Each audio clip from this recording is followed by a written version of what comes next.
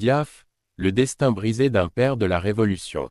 Fondateur du Front de Libération Nationale, artisan de la Révolution du 1er novembre 1954 et président de l'Algérie durant seulement 164 jours, Mohamed Boudiaf demeure l'une des plus grandes figures de l'histoire nationale.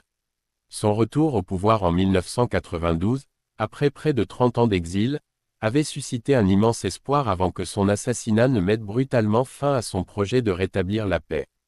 Né le 23 juin 1919 à Ouled Madi, dans la région de Msila, Mohamed Boudiaf rejoint dès 1942 les rangs du Parti du peuple algérien PPA, où il s'impose rapidement comme un militant déterminé de la cause nationale.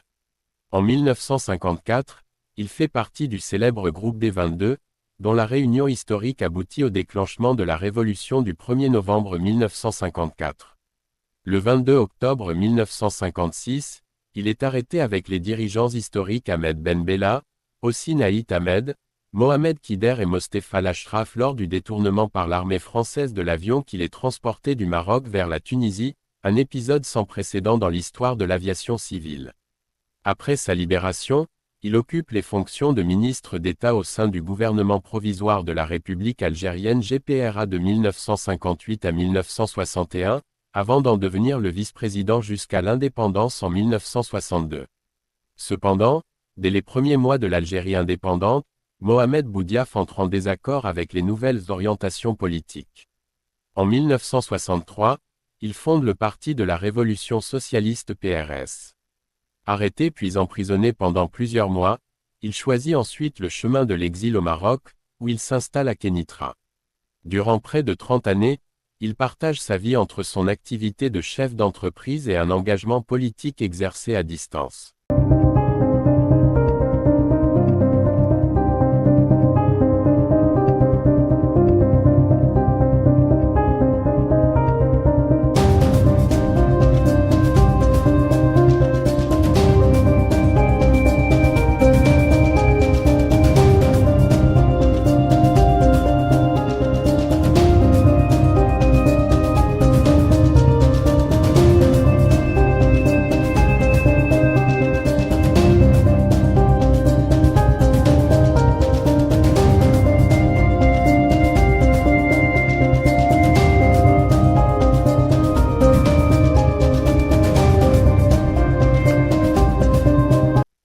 Le 11 janvier 1992, dans un contexte de profonde crise politique marqué par la démission du président Chadli Benjedid, la dissolution de l'Assemblée populaire nationale et l'instauration de l'état d'urgence, Mohamed Boudiaf est rappelé en Algérie.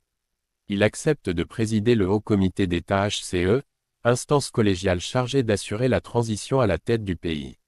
Du 6 janvier au 29 juin 1992, il imprime un style de gouvernance fondé sur la rigueur, la moralisation de la vie publique et la lutte contre la corruption. Il s'engage également en faveur du rétablissement de l'autorité de l'État face à la montée de la violence qui menace alors l'Algérie. Le 29 juin 1992, alors qu'il prononce un discours devant les cadres de la nation à la Maison de la Culture d'Annaba, Mohamed Boudiaf est assassiné en direct par l'un de ses gardes du corps. Il avait 73 ans. Sa disparition provoque une vive émotion en Algérie comme à l'étranger. Surnommé Si Tayeb El-Ouattani, il incarne encore aujourd'hui l'intégrité, le patriotisme et l'attachement aux idéaux du 1er novembre. Son nom est porté par de nombreuses institutions, universités, établissements publics et artères à travers l'Algérie, perpétuant ainsi le souvenir d'un homme dont le destin demeure intimement lié à celui de la nation.